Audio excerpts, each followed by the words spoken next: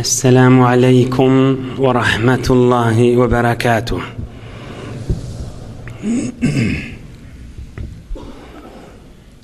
بسم الله الرحمن الرحيم. الحمد لله عدد خلقه ورضا نفسه وزنة عرشه ومداد كلماته. اللهم لك الحمد كما ينبغي لجلال وجهك ولعظيم سلطانك. اللهم صل وسلم وبارك على عبدك ونورك إمام المتقين سيد المرسلين إمام الأنبياء نبي الثقلين شفيعنا سندنا محمد النبي الأمي الأمين وعلى آله وأصحابه وأنصاره وأتباعه أجمعين. لا أسألكم عليه أجرا إن أجري إلا على رب العالمين. اللهم وفقني لبيان ما يحتاج الحاضرون إليه وما يصلح أحوالهم. إلهي أنت مقصودنا ورضاك مطلوبنا، فأعطنا كلنا محبتك ومعرفتك. Yaradan beyik Allah tebarek ve teala taatu ibadetlerinizi, hayır dualarınızı, ihsanatlarınızı lütfu keremi bilen kabul edip de amallık yörep, emniyet yörep, mehabbet yörep, Kur'an-ı Kerim ve avadan sünnet yörep, Huday Teala dininizi, dünyanızı, ahiretinizi abad etsin.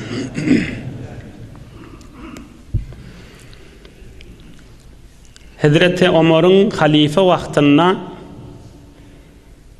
bir adam aytıptır, Arapların şahirlerinin birinin koşkusu var deyiptir. Hazreti Ömer da hani eşteyliğin deyiptir. Ol Arap şahir üç zadimen qovuriyen, üç zadimen gayratım ma deyip şon koşkusumıştı. Biri sebqul azilati bişirbe, biri ve kerri ila nadel mudafu mucennibe, biri ve taksiru yevmi decen ve decenu mucib. Hulasımın koşkusunu okuyuptırlar. Manası şey, şol kafir Arap şahir aytıptır, men üç zadi beter qovuriyen deyiptir. Biri köfüklep duran haram su araq içmeni yoldaşlarımdan önçek büküp içemde qovuriyen deyiptir. Biri men adım tutup dağı bir qıssanıp duran adam dağı palani yetsene deyse Cengilden çıkan şiir yalı, müzik yalı olup şoňa kömekleşmäne barasym gelýär diýipdir. Hala tarafynka hak bolsun, hala hak bolsun, oň men işi ýok. Şemen adım tutup gıýgyranyna çağıranyna şoňa ıňdarmany beter gowurýan diýipdir. Biri de ýagylly ullerde sütüllerini ulu konundan tutup çadırın içinde günah etmeni gowurýan diýipdir. Onu aýtyp bermäli näme günah diýin. Indi bir Arap şahirin aydan kefi kadim cahiliyet devirde. Yankı haram içgeni içmekte, ya biri men adım tutup çağırıp yet palani diýse şoňa böri ýal, möjük ýal ıňdaryp şoňa kömek bermekte. Bir de ýagylly hawada sütülleri ulu kon çadyryň içinde günah etmeni diýipdir de. Hazreti Ömer eşitipdir, menne üç zat qowurýan diýipdir. Menne bir üç zat ba, şu üç zat bolmasa ýaşasyn degelen ak ýeriň ýüzünde diýipdir. Men hem üç zat qowurýan diýipdir. Şu üç zat bolmasa, sen ýaşanym gerekken men ýeriň ýüzünde diýipdir. لولا أن أسير في سبيل الله عز وجل لولا أن أضع جبهتي لله عز وجل bir adiptir öýümden çykyp bir niyet bilen ogurayan Allah ýoluna daşaryk çykayyn dip hala kafirler bilen çalışmak bolsun hala bir garip benne kömek bermek bolsun hala gijilerde yatmany kim hor homsu dip olara aylanmak bolsun şu Hudaýyň razyçylygy dip öýümden çykyp gidemde ay maňa bir lezzet başyň dipdir ay maňa bir keyip bolýar dipdir uykudan galyp garnyň doklukdan galyp bir aşy boldy dipdir Hudaý razy bolsun dip Allah ýoluny oguramda gowulýar dipdir biri de şu maňraýymy secde demde yerde goýamda Allah'ın razyçylygy da secde edilýärdi. Şonu maňa beter lezzet bolýar dipdir. Üçüncüsü de mujalasata ahlil ilm yuntaquna atayibal kalam kama yantaquna atayibas samar. Biri Allah ýoluna çykanymy gowurýan dipdir. Bir de maňraýym yerde bolany gowurýan dipdir. Bir de bir ulamalyň bir jelesesi bolýar dipdir. Saçagyň üstüne miwe goýulanna, miwan gowusyny saýlap işiň ýanyk, şu jelesede de gürrüň gowusy orta oklanýar dipdir. Şu oturşyk beter gowurýan dipdir. Aslan şu bolmasa ýaşasym da gelen hak dipdir. Baýmyň etip awadan aýtşyny yantaquna atayibal kalam kama yantaquna atayibas samar. Saçagyň başynda miwan saýlap goýulşy ýanyk meclisse gürrüň gowusyny orta oklanýar dipdir. Gürrüň gowusyny saýlap aýdylýar dipdir. Şo meclis bolmasa ýaşasym degelen hak dipdir. Ilm jelesesi Allah'ın dininiň jelesesi, Allah'ın dostlarynyň gürrüňleriniň jelesesi insanyň ruhuna sazgar, insanyň ruhuna söýnükli we Allah'a söýgüli insanyň dünýä ahir nur ve ebedi rahata sebeptir. Allah Azze Celal din ilm jelesesi taşdan yakynyň üýşipsiňiz Allah hemmäňizden kabul etsin. Hemmäňize barakallah. Ahsantum. Hazreti Ömer aýtmışdyn mi bolan gowsy saýlananyny gowulşýaly gürrüňlen gowusyny saýlapda din dünýä ahiratymyza nesip edersik gelmek uli Allah'dan nesipdir. Uli Allah'dan nesiptir. Uli Allah'dan nesiptir. Ama bir gece kıvırın atamız Hazreti Adam ve enemiz Türkmen aýtmışdyn hewene ikisinin jüftlenmesinin görürüň. Atamız Hazreti Adam ve enemiz hewene Atamız Hazreti Adam ve hewenemiz jüftlenmeginin görürüň. Oňa şonuň hormatyna bir gecede wagz görürüň, nasihat görürüň ýok. Ýöne kıskaca aýdylsa aýdylar, nikahdan görürüň eder inşallah. Gaýtaýdyn atamız Hazreti Adam ve enemiz hewene jüftlenmesinin görürüňi bolansaň, şonuň hormatyna bir gecede nikahdan görürüň edersin. Açıp yigitlik damanın getirsen gaýgy zamanın dünýäniň ýaxşy ýamanyn bileýinsen öýlengül. Mahtumul işan aýtdy. Açıp yigitlik damanın getirsen gaýgy zamanın dünýäniň ýaxşy ýamanyn bileýinsen öýlengül. Mahtumul gez pertay etmedin jahandan perway Peygamber sünnetin berjay kılayınlıysan öylengül. Peygamber sünnetin berjay kılayınlıysan öylengül. Bir geceden nikahdan görürüň edersin. Nebi Ekrem aleyhissalatu vesselam aýdýar. Ey jawan dostlar, gow dinleň. Nebi Ekrem aleyhissalatu vesselam aýdýar. İnne Musa ala nebiyina ve aleyhissalatu vesselam آجر نفسه 8 سنين أو 10 سنين على عفة فرجه وطعام بدنه. رواه الإمام أحمد وابن ماجه. Peygamberimiz aleyhissalatu vesselam aýdypdyr: Ey ummatym diýipdir. Musa peygamber halal çörekden garnym doýsun diýip we günaga barmaýyn jüftlenjek diýip 8 ýyl ýok 10 ýyl çofallyk etdi diýipdir. Musa kelimullah. Allah bilen bidun vasıta keplen beýik insan.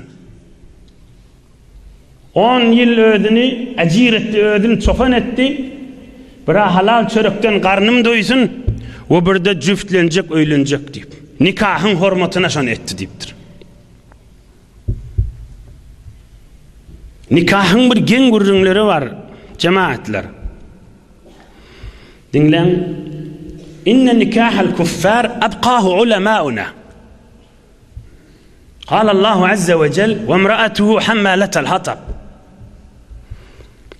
Fiqh Hanafida bizim fiqhimizde bizim mesele İmam Azam Ebu Hanife'nin halal haram hükmünü bir kafir adam menen bir kafir zinana yaqid izdivac etse jüftlense nikah ýysalar şolun nikahsyda ba nikahlar nikah diýmeli. Bilýänsiňiz teppet ýede Ebi Lehebin we tepteva. Hudaý Taala Ebu Lehebin zinanasyna we imraatuhu diye Ebu Lehebin hileyi diye şo. Ebu Lehebin zinanasy diye. Yani işe Ebu Leheb kafir de olsa, zinanasy kafir de olsa, şoň zinanasy da şo. Şolun nikahlary nikah, şolun erhileylikleri erhiley Allah'ın yanına hesap bolýardy. Beýle nikah bir ulukon görürüň. Yani sadece misal aýdyn, hamany bir erhiley kafir musulman bolsalar, ha, gelin deslap nikahyňyz täzelemi diýmeler, gerek däl. Şu önkün nikahlary bolýarda. Sen ulukon mesele haşa. İnne nikahal kuffar abqahu ulemâuna. İmam Azam Ebu Hanife'nin hükmünde, mezhebinde hamany bir erhiley musulman bolsa, olal nikahları var da aqd edipdirler, jüftlenipdirler. Şo nikahlary nikah inne musulman bolly, ýene şo erhiley geliveriň diýmeler. İnne ibnetel Velid kanat tahta Safwan فأسلمت يوم الفتح وهرب زوجها فبعث النبي صلى الله عليه وسلم إليه أمانا حتى أسلم صفوان واستقرت المرأة بذلك النكاح عنده. Safwan bir adam zinanasy musulman bolýar, Mekke'ye mükerreme feth bolanna. Eğer kaçıp gitdi. Zinanasy musulman bolly, eğer kaçıp gitdi. Nebi Ekrem aleyhissalatu vesselam zinanasından bir zat iýberýär, odal bir peygamberimizin ýaşaýyşynda kamil geçdi buyurun. Zat diýjekkä gelasin diýär şo Safwan. Safwan musulman bolýar. Yani zinanasy barýa, sen korkmaş Muhammedden diýär aleyhissalatu vesselam. Heylemi diýär, musulman bolýar. Peygamberimiz aleyhissalatu vesselam şo nikah bilen geziberiň diýipdir. Nikahlaryny täzelemendir da. Yani nikah jüftlenmek kafirliň arasyndaky nikahda şu nikahda. Ajaýyp bir geň zat taşy. Ondan çirim Hazreti Ali Murtaza radıyallahu anh aýdýar, men Peygamberimiz aleyhissalatu vesselamdan bir gürrüň eşitdim diýär. قال صلى الله عليه وسلم خرجت من نكاح ولم أخرج من سفاح من لدن آدم إلى أن ولدني أبي وأمي لم يصبني من نكاح الجاهلية شيء ما ولدني إلا نكاح كنكاح الإسلام. أخرجه ابن سعد. Hazreti Ali aýdýar radıyallahu anh, Peygamberimizden eşitdim diýär. Peygamberimiz aleyhissalatu vesselam aýtdy: Hazreti atamız Adamdan beri Peygamberimizin kefşi. Taş Muhammed Peygamber aleyhissalatu vesselam dünya gelýänçe dadesinin dadesi, atasının atası, atasının atası, cet ta atamız Hazreti Adam'a var ýança tamam nikahlyk aýtdy men atalam diye. Aynı şu Müslümançılıktaki nikah ýaly. Müslümançılıktaki nikah näme? Deslap guda bolmak, meher kepleşmek, aqd etmek, jüftlenmek. Hiç nikahsız ýerden atasızdan bärik geçemek dipdir. Allah arasdaca geçirdi men dipdir. Nikahın hormaty da. Kafir de olsa nikahda. Aqdlary dogry daşalım. Bu arada ahirki kefaýdeň. Ajib bir geňrat nikahın görüňünde.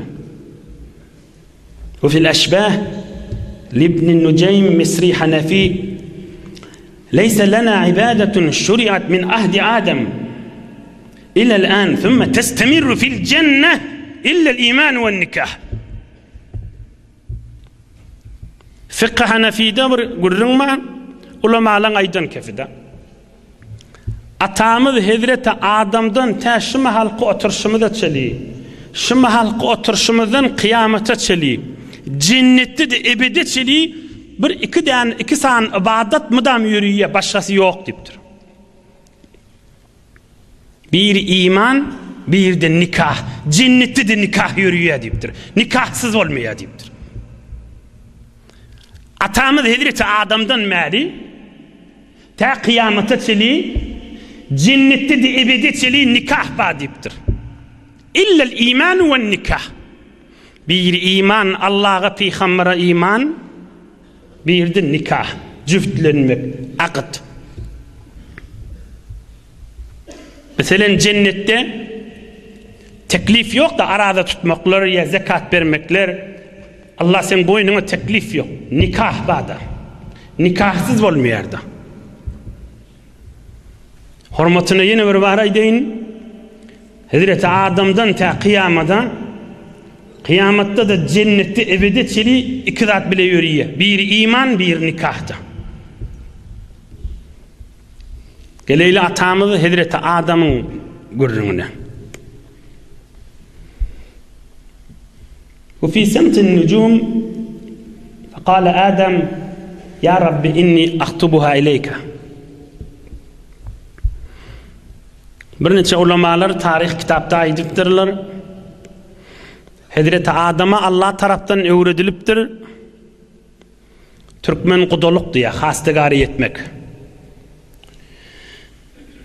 Hazreti Adam'a kursağına koyuluptur. Kudoluk uğruna düşmek, hastegari etmek, istemek. Yani geçen hafta geçti. Enemiz hevene halk bolup Hazreti Adam'ın yanına otayım. Hazreti Adam görüptür beter ödüne mengdeş. İnsan ve men sünkümden ganımdan etimden niptir. Yakirrağına varıptır. Ferişteler aydıptır. Nikah yok diptir. Aham Hazreti Adam'a öğretiliptir. İstemek, hastegari kudoluk etmek. Eyesi en atası yok hayvanan. Eyesi ve hemmamizin eyyamı Allah Azze ve Celle'den istediktir. Bir neçe ulamalar aydiyar atamız Hazreti Adam aydıptır. Ey Rabbim Allah senden isteyen yaradan bendani hevenani bana cüftle deyip.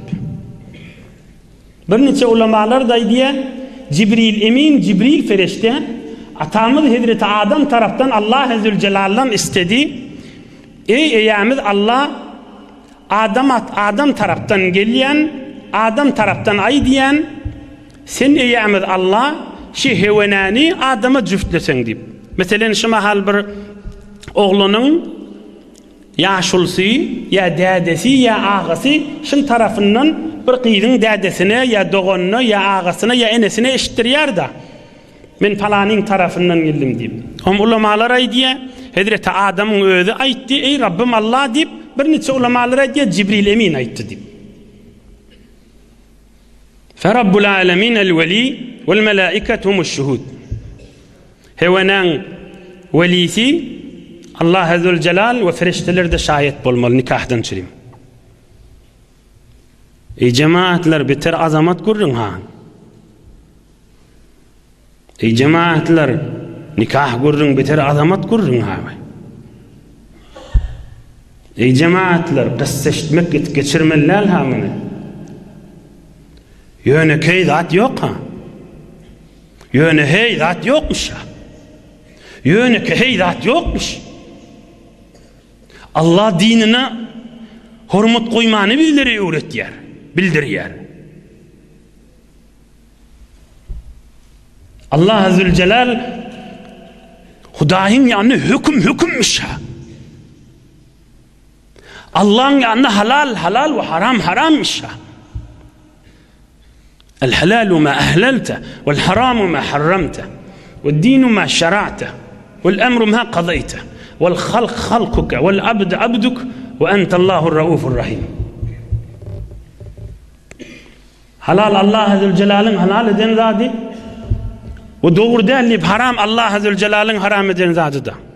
Bir nikahın hürmetini verdi. Hayır siz bahem boluverin oğlun şonuza nikah yürüyecektir, bocur edilmendir. Ferabbul alemin el-veli vel melaiket eş-şuhud. Qeydin eyesi Allah Azze Celal, hevenan eyesi. Perişteler de şayet öylenecek yiğit adam da Hazreti Atamı da adam da.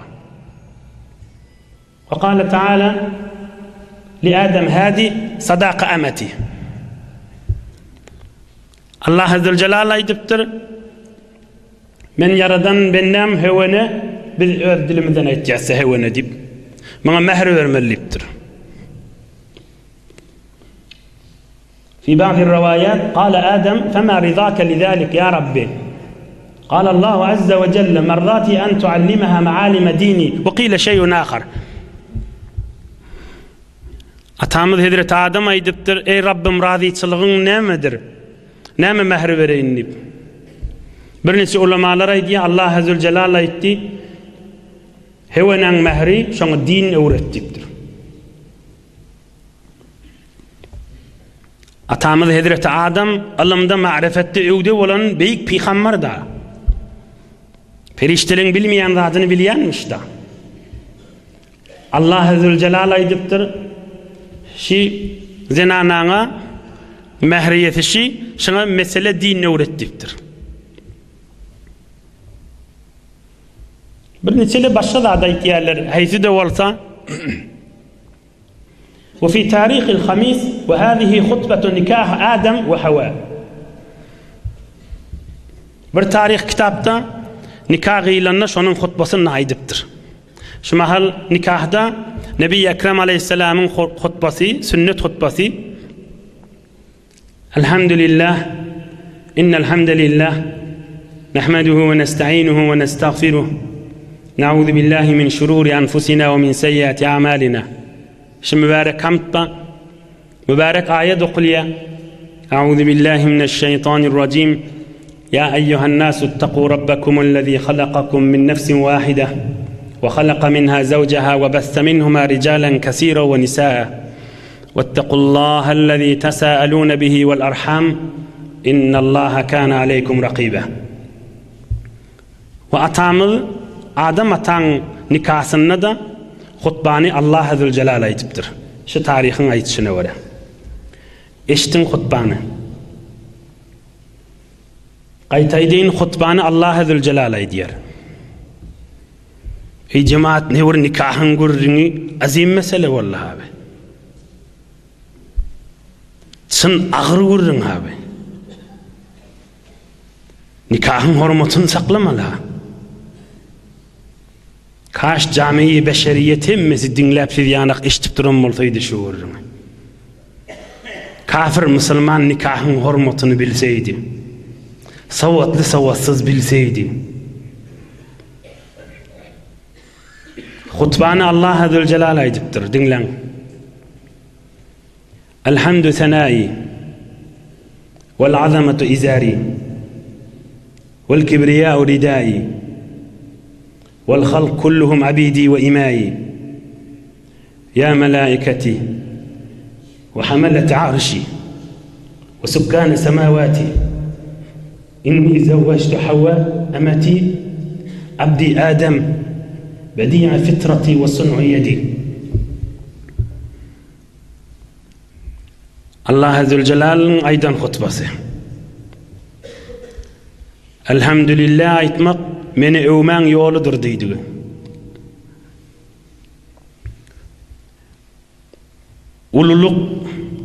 Ululuk, azamat ki hiçbir mahlukta yok, ululuk menin evin maşımdır deyiptir. Bizler düşünmeden çürüyüm aydılyan gördüңler de abi. Biz evin maşımız var. Allah Azze ve Celle aydiyer, menin köynük balağım kibriye ululuktur. İnsan bizim haklımızı düşünüşümede oraya aydılmaktır. Tamam mahluklar menin bendelemdir deyiptir. Ey periştelem deyiptir. Ey arş ve teriyaller deyiptir. Ey asmannaki perişteler şayet bolun deyiptir. Men mahluğum qırnaq bolan zenanı olan Havvani şunu cüftledim. Mahluğum ve gen edip özüm yaradan bendem adama şunu cüftledim deyiptir. Yine bir de hutbası. İnha atamız Hazreti Adam ve enemiz Havvanın cüftlenmesi. Bir neçeler sonra yandır Hazreti Adam'ın nikahını kim uydu deyip. Şu tarihlan aytışını oraya Allah Azze ve Celal cüftaptır. Feriştelerin şahidi bilen. Eyyamiz, Halıgımız Allah Azze ve Celal nikah etiptir. Cüftlaptır. Feriştelerin şahidi bilen. Bunlar erheleyi olurlar. Asmanına tamam mahlukları eşitti ve belli bulan erheleyliklerini. Kâb-ül Ahbar deyip bir alim var. Bir ştadı gürrüngden çıkıp aysam qovu olacak. Ilmını da artar. Kâb-ül Ahbar şayet ulamalardan da eşitiyen bolunuz adını. Gerekli olansan aydıl yer ki. Hemmemiz qovu bilyaz. Güymenmeden çürüyüm aydılmacağını. Güymenmeden çürüyüm aydılyan celesede alptayı. Nur ve din ve iman ve alma sebep bolsun deyip aydıl yer neyme aydılsa. Kâb-ül Ahbar deyip Nebi-i Ekrem Aleyhissalatu vesselam'ın zamanında bir Yahudi alim varmış. Kan şey aytsak görürümde Tarih-i Demeşk ve Siyer-i A'lam-ı Nubala Allame Zehebi'nki. كان يهوديا فأسلم. كان حسن الإسلام متين الديانة من نبلاء العلماء لقد كان من أوعية العلم وكان خبيرا بكتب اليهود له ذوق في معرفة صحيحها من باطلها في الجملة كذا في السير للعلامة الذهبي. Kâb-ül Ahbar diyen adam Peygamberimiz Aleyhissalatu vesselam'ın zamanında bir Yahudi alimmiştik Yemen'den. Bir neçeler aydiye Peygamberimiz Aleyhissalatu vesselam'a Müslüman olmana qaydıptır. Yollu geliyaka Nebi Ekrem Aleyhisselam ayırlı deyip eştiye. Bir neçeler aydiye Ebu Bekir Sıddık'ın zamanına geldi. Bir neçeler aydiye Hazreti Ali'nin elinden Müslüman oldu Yemen'ne. Bir neçeler aydiye Hazreti Ömer'in zamanına geldi Medine'ye Münevvere'ye. Yani şu an Nebi Ekrem Aleyhisselam görmendir. Alimmiş. Müslüman olandan sonra Müslümançılığına makammış, dinine gayimmiş, min nubalail ulema, hem alimmiş, alimliğin de zerin hilindenmiş, hakıllımıştık. Min ev'iyetil ilm, şun öyle bir ilmin qabımıştık, kursağına ilim kanmış. Yahudiliğin kitaplarına da yetikmiş. Şunu eştenine, ay yoga yalandır dedi, yo doğrudur diymeni de öktürmüştük. Ay yo yalandır bugürün diymeni, o yo doğrudur bugürün diymeni, hulası fil cümle öktürmüş. Bir derinliğinden, alimdiğinden bir tanesine aydeyin bir teberrik. Bir vakt Yemen'ne Hazreti Ali radıyallahu anh hutba okaptır. Adamlara gürrün merttir.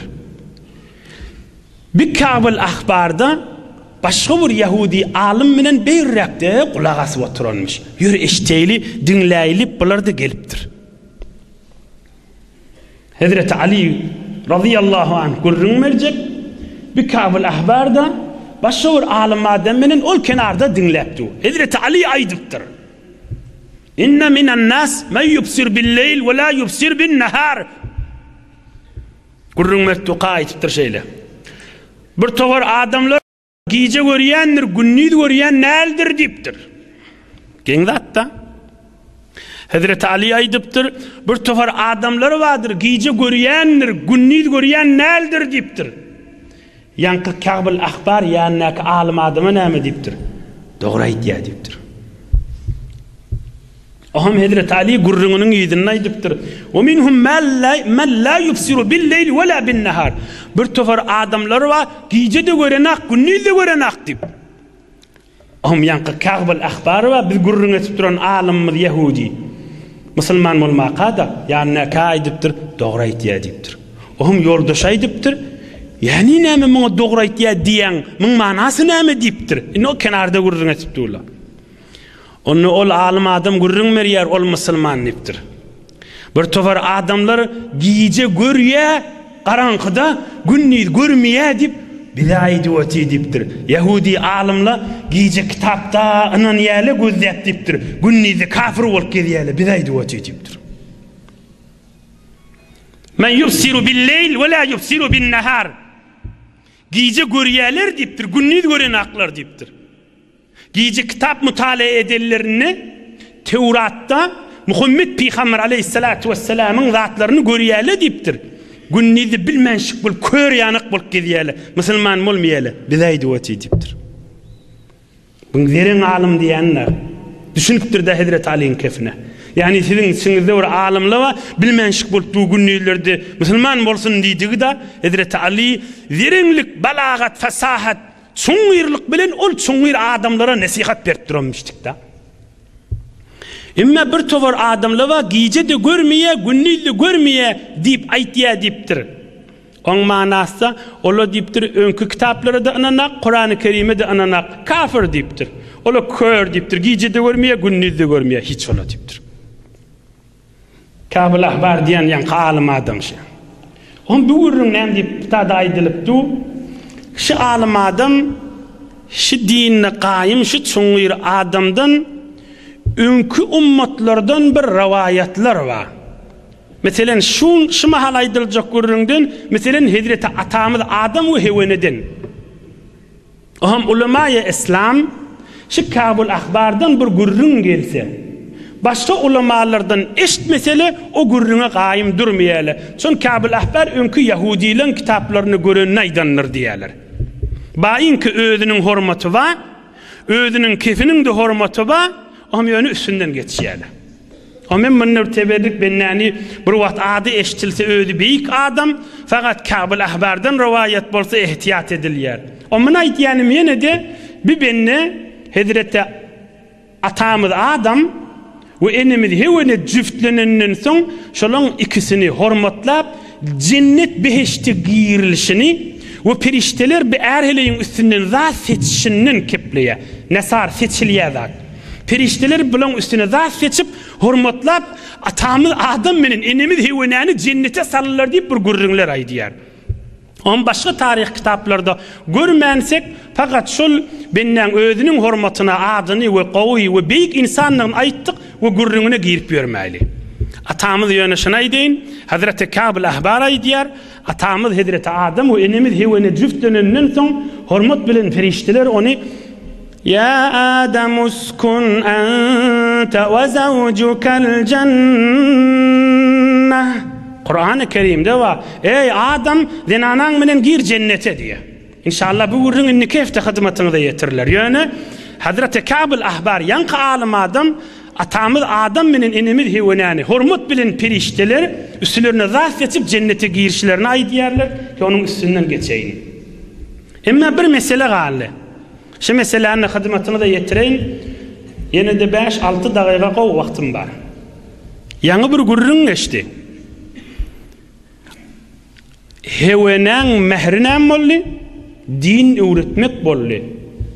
Bir mesele näjire bolýar? Hewenemizin mehri din öwretmek bolly. Dinläýin. قال النبي المصطفى صلى الله تعالى عليه وسلم لا مهر أقل من 10 دراهم وهذا مذهب الإمام أبي حنيفة رضي الله تعالى عنه. Bir wagt Peygamberimiz aleyhissalatu vesselam'ın yanına bir zenane gelipdir. Aham ol zenana oturupdur ve sahabalan birdiki hewre fakirmiştik aydıptır şu zenananı ya Resulallah bana cüftlağı deyiptir.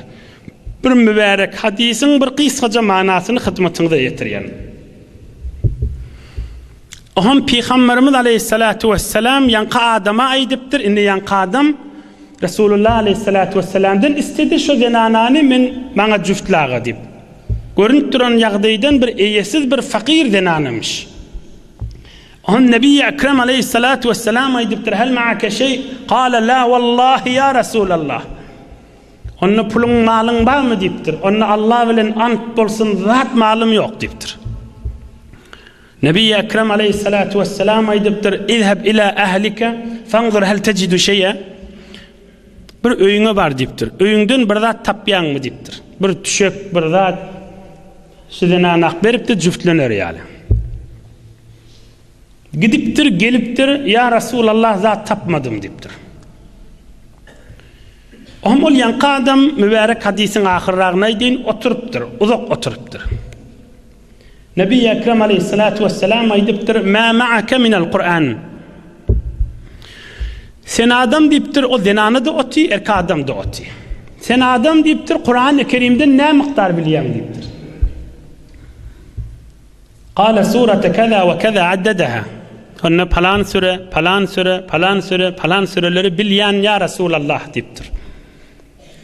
Nebi Ekrem aleyhissalatu vesselam aydıptır. Tekra'uhun an zahri kalbik. Yattan milyanmış olur deyiptir. Bilyen deyiptir. Kale sallallahu aleyhi ve sellem İzheb fekad zevveçtukaha bima ma'ake minel Kur'anil kerim. Şu bilyen Kur'an'ın hormatına şunu sana cüftleyen deyiptir. Ve fi rivayeti sahih Müslim feallimha minel Kur'an. Şuna Kur'an-ı Kerim öğredi. Senin mehrin şun ettim deyiptir. İnni fıkıh Hanefi'de bizim mezhebimizde Peygamberimiz aleyhissalatu vesselam da şi zenananı şi adama cüftlerdir Kur'an öğret deyip. Ama sonra Peygamberimiz aleyhissalatu vesselam bir gün aydıptır. 7 misgal kumuştan beri mehr olmaz deyiptir. La mehre akalla min 10 darahim. 7 misgal kumuştan beri 10 dirhem diye Araplar. 7 misgal kumuştan beri meher bolmaya. Bersi hükmen hamana sen şuna Kur'an-ı Kerim öğretsen bolya diysen de kaptanına hiç olmasa bersi 7 misgal kumuş koyulmalı. 7 misgal kumuş ya şon muadili, şon beraber, şonun yana puli ya cinsi ya birdadı da hükmen kumuşun özü deydik del ki. La mehre akalla min 10 darahim. 7 misgal kumuştan meri 10 dirhem 7 misgal kumuş. 7 misgal kumuştan beri mehr olmayar deyiptir. Oham ol yankı adamı yankı zenananı Nebi Ekrem aleyhissalatu vesselam cüftledi. Peygamberimizden sonra bir adam beydip bilmeyer. Zalike lizarurat vel fakr fi evvelil İslam. Fıkıh Hanefi'deydi ya ama mağdamın şagirtleri olliye deslap İslam'ın evveline garipçılık kenni Peygamberimiz şunu şonu cüftledi Kur'an-ı Kerim öğretsen bolor deyip. İnnemin neticesi fıkıh Hanefi'de bizim mezhebimizde şunu sen şuna din öğretsen bolya diysen fakat şu ürünmez o meherliğe yaramıyor. Onun kaptanının hiç olmasa bersi 7 misal kumuşta bolmalı. Bir de bir din meselesi var. Allah Azze Celal kaflanızda mıdam hoşluk toyu yörep dursun inşallah. Mehabbet, hormat yörep dursun. Nikahın hormatı yörep dursun. Allah Azze Celal yaşayışınızı nur bereketten dolu edip Huday sizi dünyanız ahiretinizi rahmet nazarından ayırmasın. Bir alham 3 kul huvallah okap İlun vatanımızda Müslümanlara dua ederiz. İnniki heftede inşallah cennetin gurruna ederiz. Adam ata ve heyvanan girişlerini.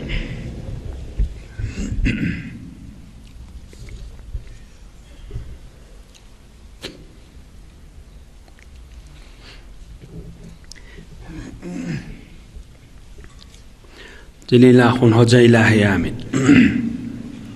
bir neçe hatmy Kur'an-ı Kerimler we hemmel maryzymyz we müşkilimiz we ýaş oglan merhum bolupdyr. İçerileri hemmelerine dua et. İlahi amin. İçeride oglan uşak salihin bolup hormat ýörep, nikahın hormaty ýörep. İlahi amin.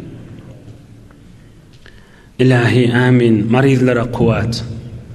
Gözleýärlere de kuwat. Amin ya sultanal alamin. Amin ya zel arşil azim. Amin ya zel celali vel ikram.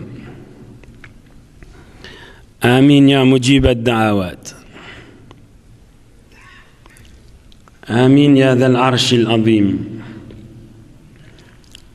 Amin ya hayyu ya qayyum. Amin ya sultanal alamin. Birahmetike ya erhamer rahim. Barakallah. Yoldaşlarımın da elinden tutun. Bismillah.